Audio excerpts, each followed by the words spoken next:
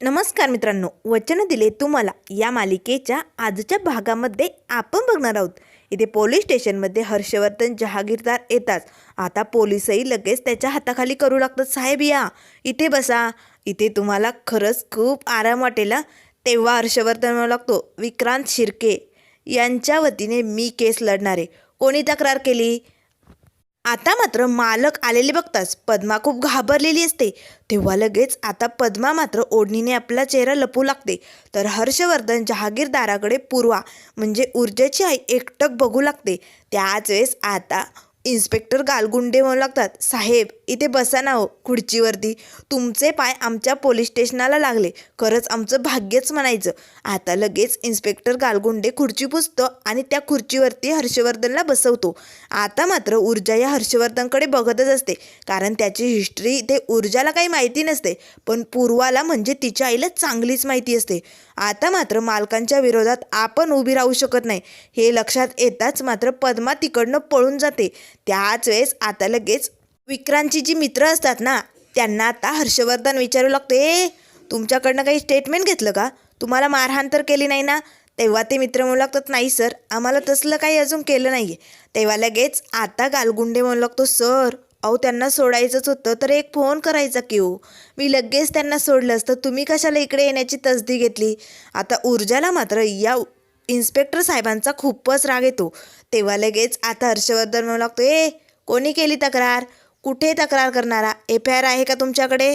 त्यावर इन्स्पेक्टर गालगुंडे म्हणू लागतो, नाही FIR तर नाही आहे, पण तक्रार करायला आले होते ना, म्हणून त्यांना चौकशीसाठी. तेव्हा लगेच हर्षवर्धन जहागीरदार म्हणू लागतो, चौकशीसाठी? अजून तुमच्याकडे तक्रार केली नाही, कुठे तक्रारदार दाखवा बरं. असे म्हणताच आता इन्स्पेक्टर साहेब म्हणू लागतो, हे काय इकडेच ती पोरगी. त्याच वेळेस बघतात तर पद्मा तिकडनं गायब झालेली असते. तेव्हा लगेच इन्स्पेक्टर गालगुंडे म्हणू लागतो, अरे बापरे, पोरगी पळाली की काय? तक्रारदार पळालाय म्हटल्यानंतर ही केस इथेच संपणार. तेव्हा लगेच आता ऊर्जा म्हणू लागते, नाही, पद्माला मी घेऊन येणार.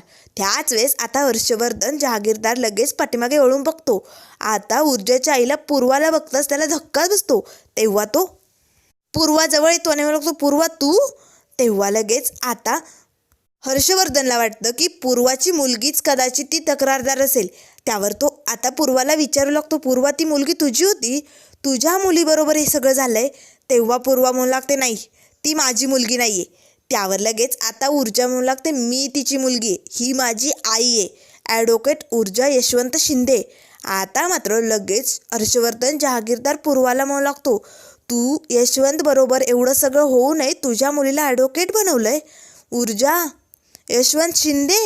नाही नाही नाही पूर्वा, तुझ्या ताकदीची दाद द्यायला पाहिजे. वा, एक नंबर. पण पूर्वा, अगं किती काय काय सहन केलंय, विसरलीस का? आणि आपली मैत्री तुला आठवते ना? आता मात्र पूर्वा एक शब्दही न बोलता गप्प असते. तेव्हा लगेच आता हर्षवर्धन जहागीरदार म्हणू लागतो, हे बघ पूर्वा, तुझ्या मुलीला या असल्या केसेस लढवायला लावून तू यशवंत सारखंच करायला लावणार आहे का? हे बघ, एका घरात एक कुर्बानी खूप झाली. तुझ्या मुलीला माझ्याकडे पाठव, श्रीमंत वकील बनवेन मी तिला. आणि हो, खरंच तुझीच मुलगी स्मार्ट आहे, त्यामुळे तिची वकिली खूप चालेल. आणि ती या हर्षवर्धन जहागीरदाराच्या विरोधात उभी राहते.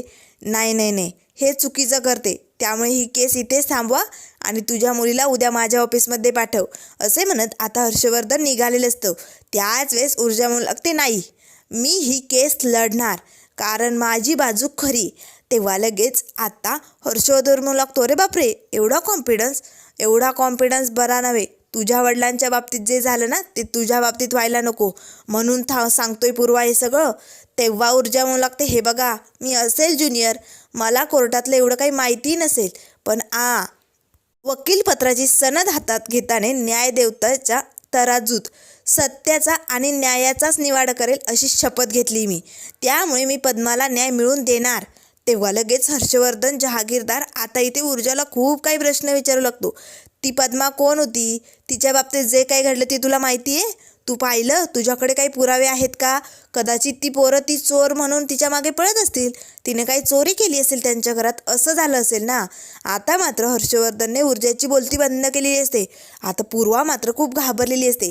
तेव्हा लगेच आता हर्षवर्धन म्हणू लागतो, इन्स्पेक्टर साहेब, ही केस इथेच थांबवा. तेव्हा इन्स्पेक्टर गालगुंडे म्हणू लागतात, आता तुमच्या फॅमिलीचं गेट टुगेदर झालंच आहे तर केसही मिटूनच जाईल की. ठीक आहे चालेल, केस आता तक्रारदारच पळून गेलाय म्हटल्यानंतर केस कशी होणार असे म्हणत आता हर्षवर्धन तिकडनं निघून जातो. त्याच वेळेस ऊर्जा म्हणू लागते घाबरला. अहो आधी तर लय म्हणत होता मी या पोरांना हे करेन ते करेन, आणि तो श्रीमंत वकील आला काय लगेच यम्मा यम्मा करत त्याच्या मागे करायला लागला. अहो तुमच्या या अंगात घातलेल्या वर्दीचा तरी विचार करायचा. आता इन्स्पेक्टर गालगुंडे भडकतो. तेव्हा तो म्हणू लागतो बास, तुम्ही माझ्या वर्दीवरती काय बी बोलायचं नाही. मी त्या वकिलाला घाबरलो असं वाटतं का? नाही, पण तुमची तक्रारदार कुठे? आता मीही तुमच्यावरती आरोप करू शकतो. तुम्हाला केस लढायची आहे ना, मग घेऊन या ना तिला. अहो आज जर मी त्याच्या बाजूने बोललो नसतो ना तर त्याने लगेच माझं ट्रान्सफर केलं असतं आणि इथे एखादा बकरा बसवला असता आणि सगळं काही त्याच्या पद्धतीने केलं असतं.